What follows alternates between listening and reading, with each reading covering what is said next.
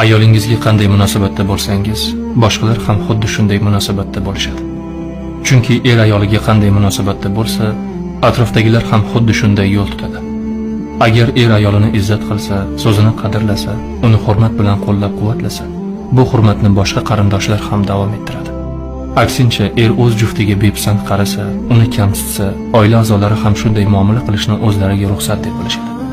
Shuning uchun ham ayolning oilada qadrlanishi, e'tiborga loyiq bo'lishi avvalo erning unga bo'lgan ehtiromidan boshlanadi.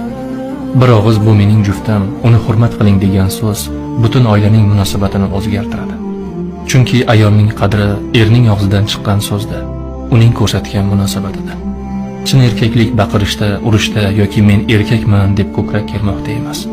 Chin erkaklik yoningizdagi ayolni ko'z qorachig'idek asrashda, uni qadrlashda, himoya qilishda. Oiladagi eng ko'p uchraydigan muammolarga